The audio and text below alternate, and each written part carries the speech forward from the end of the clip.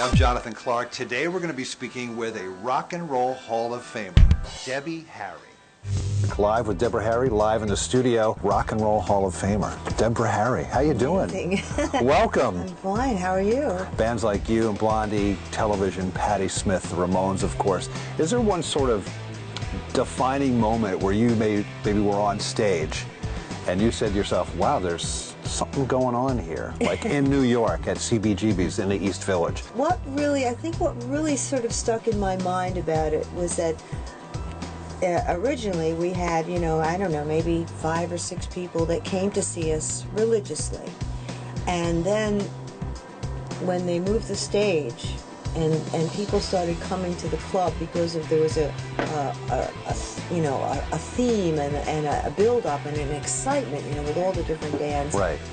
All of our original fans got very upset because they didn't own us completely. It wasn't as special for them, they maybe. Had to share us with strangers. And that happens today, too. I know. I read that you have over 30 film appearances, as well as numerous TV appearances. Are you continuing to do that? I actually did something in, I think it was May. I had a 1 or 2 day shoot up in Vancouver for Isabelle Courchette, who directed another picture that I did called My Life Without Me.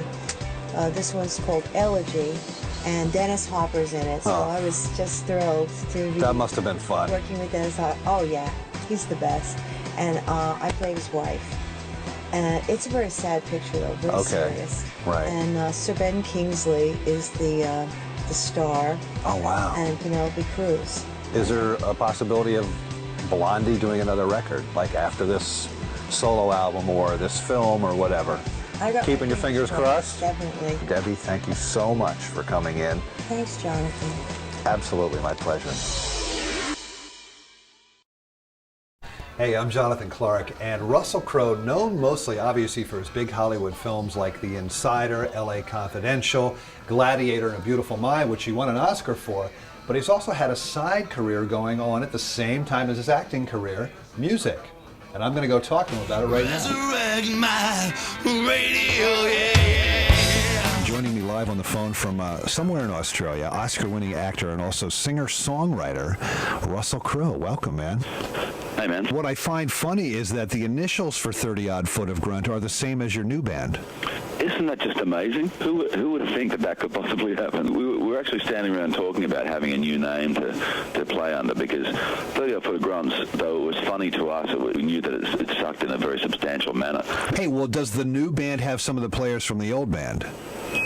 Yeah, there's the drummer Dave Kelly, Dean Cochran, the guitarist, trumpet player Stuart Kerwin, and myself. Right. It's a big band, though. It's a big band, no? Well, yeah, 7-piece band, yeah. Yeah. Yeah. Now, your new album is called My Hand, My Heart. Talk about the meaning of that title to you. The phrase itself comes from a friend of mine who, when he's not going to see you for a while, he'll shake your hand and he'll go, my hand, my heart. Okay. Yeah. And I wrote my contribution to the genre of drinking songs based on that. Well, so at one point, was music like the main focus, and did you really want to be, say, like a musical artist rather than an actor? That's what I did for a long time. The acting stuff, really, even though I'd done bits and pieces when I was a kid, I did the acting to provide myself with an income so I could play my songs. Welcome, whatever comes through, I want to resurrect my radio. Now, during the interview, I had to ask him about his other gig, acting, and what he has coming up for 2006 and 2007.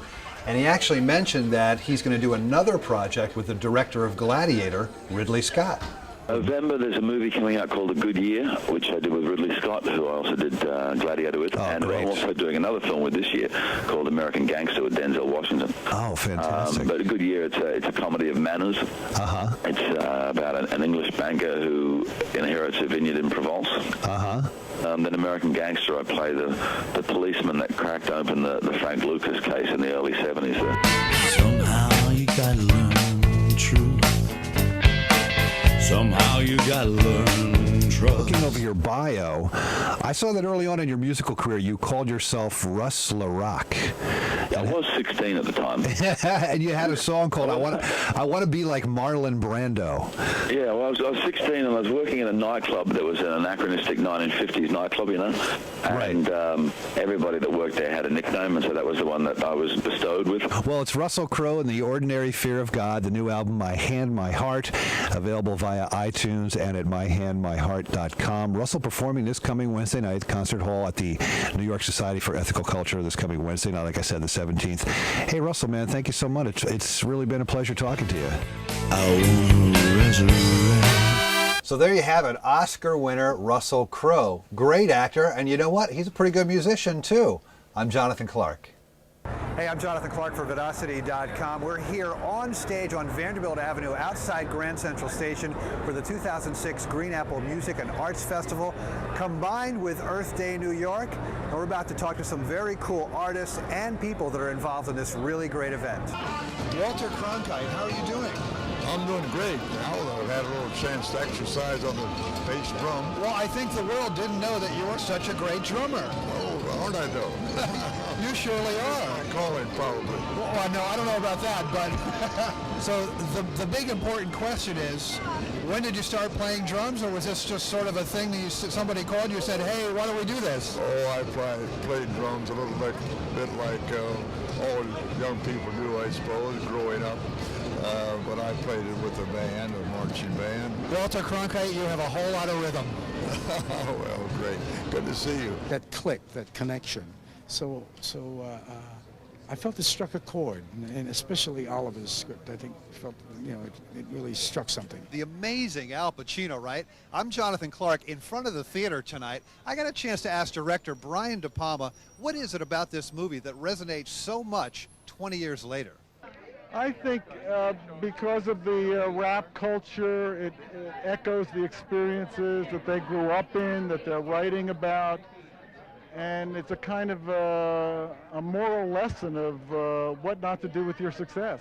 I'm Jonathan Clark, and joining me live in the studio, New York City's, or shall I say Woodside, Queens, and Long Island's very own Ed Burns, and also P.T. Walkley from a band that's on this soundtrack, the Blue Jackets. So welcome, guys. Thanks for coming by. Thanks for having us. Was there one person in particular, like growing up as a kid, that sort of said, that guy does it all? He writes, he directs, he produces, and he does the soundtrack, like in this movie for the Groomsmen. Yeah. One person sort of influenced you about, like, that's how I want to do things, or? Yeah, it wasn't so much as a kid, because I didn't know that I wanted to go into filmmaking. Hey, I'm Jonathan Clark. Now, tattoos. Do you have one? Maybe your best friend has one. Maybe a relative. Maybe your dentist. Maybe your accountant. They've gotten so mainstream now that we are now at the 9th annual New York City Tattoo Convention. People from around the world come to this convention every year at New York City's famed Roseland, and I'm going to go in and check out some crazy tattoos. So let's go in. What does tattooing mean to you? Just like pretty pictures, I guess. You can get them tattooed on your body. And how old were you when you got your first tattoo? I was 15. So if you go to Transformatorium, do you get transformed somehow? Yeah. Oh, yeah. So you turn into a vampire? Kind of. Well, I'm not really quite ready to get my tattoo yet, but I think I'm getting close.